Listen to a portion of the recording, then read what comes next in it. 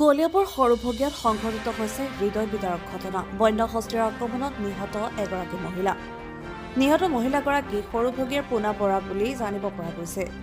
সন্ধিয়া প্ৰায় 7মান বজাত ঘৰৰ চোতালতে বন্য হস্তীয়ে আক্ৰমণ কৰে মহিলাগৰাকীক। ফলত থিতাতে নিহত হয় পোনা বৰা নামৰ মহিলাগৰাকীক জখলাবন্ধা অসামৰিক চিকিৎসালয়লৈ নিয়া হৈছিল যদিও চিকিৎসকে মৃত ঘোষণা কৰে। আমি পুনৰ জনাইছো কলিয়াবৰ সৰুভগীয়াত সংঘটিত হৈছে হৃদয় বিদাৰক ঘটনা।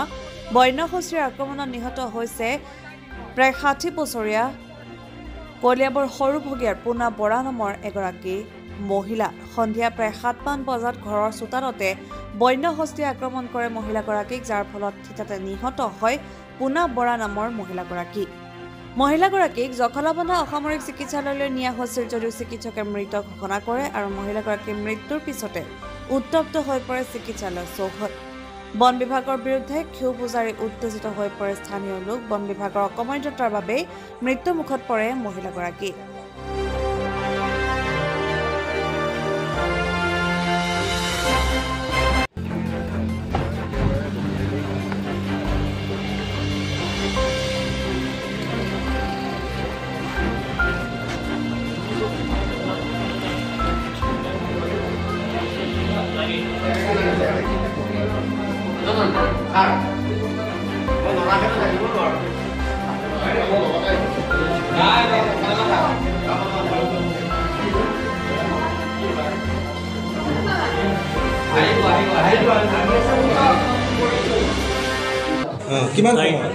আজি সন্ধিয়া 6:30-7টা বজাত আমাৰ পথাৰত হাতীয়ে হুলস্থুল লগাই আছে। তেতিয়া ফৰেষ্টক ফোন কৰিছোঁ, ফৰেষ্ট নাহে।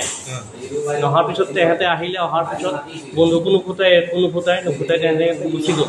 গুচি যোৱাৰ পিছত হাতী পোৱালিটো যেতিয়া আহিলে, অহাৰ পিছত পোৱালি এটা আছিলে দেই। হাতী পোৱালিটো যেতিয়া আহিলে, হাতী পোৱালিটো যেনি যাব মাইকীটো বা মতাটো তেনেকৈ যাব। যোৱাৰ পিছত তেখেতসকলৰ ঘৰৰ আগফালেদি হাতী পোৱালিটো দৌৰি মেলি অহাৰ নিচিনা আহিলে। অহাৰ পিছত এই মাইকী মানুহজনী ভাত বনাই আছিলে। ভাত বনাই থাকোঁতে ভিতৰৰ পৰা টানি আনি চুচ কৰি পেলাইছে। আৰু ফৰেষ্টক ফোন কৰোঁতে নাহে।